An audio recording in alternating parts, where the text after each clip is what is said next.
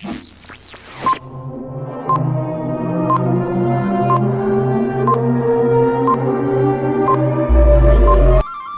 दिलीप का शेष भाग पढ़ते हैं और 8वां श्लोक इस प्रकार है। तस्य संवृत मंत्रस्य गूढ़ाकार इंगितस्य च फल अनुमेय प्रारंभः संस्काराः प्राक्तना इव। शब्दार्थ देखते हैं। तस्य उसके या उसका, संवृत अर्थात गुप्त, मंत्रस्य मंत्रणा वाले, विचार वाले की, गूढ़ाकार गुप्त आकार, इंगितस्य संकेत वाले की, अनुमेय जानने योग्य, संस्कारा संस्कारों के, प्राक्तना पूर्व जन्म के। अनुवाद इस प्रकार होगा। तस्य संवृत मंत्रस्य गूढ़ाकार इंगितस्य च। अनुवाद इस प्रकार होगा। संवृत मंत्रस्य सभी प्रकार से मंत्रणा को गुप्त रखने वाले, गूढ़ आकारी इंगितस्य मुख भंगिमा तथा इंगित अर्थात हाव भाव को छिपाए रखने वाले, उस राजा दिलीप के कार्य पूर्व जन्म के संस्कारों की भांति परिणाम से ही जाने जा सकते थे। श्लोक 9वां इस प्रकार है। जुगोप आत्मानं अत्रस्तं भेजे धर्म अनातुरः अग्रित्नो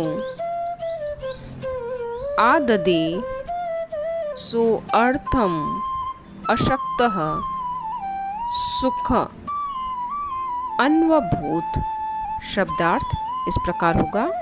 जुगोप अर्थात रक्षा करते थे, अत्रस्तम अत्रस्तम अर्थात भय रहित होकर, भेजे सेवा करते थे या पालन करते थे, अनातुरः आतुरता के बिना, घबराहट के बिना या धैर्य पूर्वक, अग्रित्नो लालच के बिना, आददे ग्रहण करते थे, संग्रहण करते थे, अनुभूत अनुभव करते थे। अनुवाद देखिए। जुगोप आत्मानम अत्रस्तो अर्थात वे राजा दिलीप निर्भीक होकर अपनी रक्षा करते थे और अनातुरः अर्थात धैर्यपूर्वक धर्म का पालन करते थे तथा लोभ रहित होकर, लालच से रहित होकर धन का संग्रह करते थे और आसक्ति रहित होकर, स्वार्थम अशक्तः अर्थात आसक्ति रहित होकर सांसारिक सुखों का भोग करते थे। राजा दिलीप निर्भीक होकर अपनी रक्षा करते थे, धैर्यपूर्वक धर्म का पालन करते थे, लालच रहित होकर धन का संग्रह करते थे और आसक्ति से रहित होकर सांसारिक सुखों का अनुभव करते थे या भोग करते थे। चलिए अब हम 10वां श्लोक की ओर बढ़ते हैं और 10वां श्लोक इस प्रकार है। ज्ञानी मौनम क्षमा शक्तो त्यागे श्लाघा विपर्ययः गुणा गुणानुबंधित्वात् तस्य सप्रस्वा इव। शब्दार्थ देखते हैं। ज्ञानी ज्ञान रहने पर, मौनम चुप, शक्तो शक्ति रहने पर, क्षमा क्षमा करना, श्लाघा विपर्ययः प्रशंसा रहित बिना प्रशंसा के, गुणानुबंधित्वात् गुणों से अनुबंध के कारण, तस्य उसके, सप्रस्वा सहोदर भाई, इव जैसे या तरह। चलिए अनुवाद देखते हैं। ज्ञानी मौनम अर्थात वे राजा दिलीप ज्ञानी होने पर भी मौन रहते थे अर्थात अपने ज्ञान का बखान नहीं करते थे और क्षमा शक्तो त्यागे श्लाघा विपर्ययः। दंड देने की शक्ति से युक्त होने पर भी क्षमाशील थे। गुणानुबंधित्वात् तस्य सप्रश्वा एव। श्लाघा विपर्यय अर्थात दानी होने पर भी अपनी प्रशंसा नहीं चाहते थे।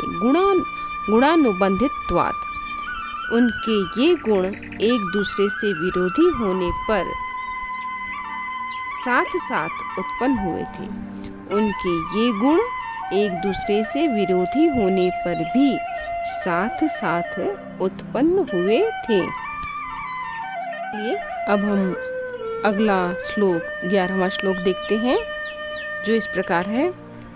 अनाकृष्टस्य विषयैर् विद्यानां पारदृश्वनः तस्य धर्मर्तेरा शीद वृद्धत्वं जरसा विना। फिर से देखिए श्लोक। अनाकृष्टस्य विषयैर्विद्यानां पारदृश्वनः तस्य धर्मरते आसीत् वृद्धत्वं जरसा बिना। शब्दार्थ देख लेते हैं। अनाकृष्ट भौतिक जगत की वस्तुओं के प्रति आकर्षण न होने वाले, विषयैर्विद्याना विषय विद्याओं में, पारदृश्वनः पारगामी, तस्य उसका, धर्मरते धर्म में प्रेम, आशित मतलब था, वृद्धत्वम बुढ़ापा, जरसा वृद्धावस्था के बिना ही। अनुवाद देखिए।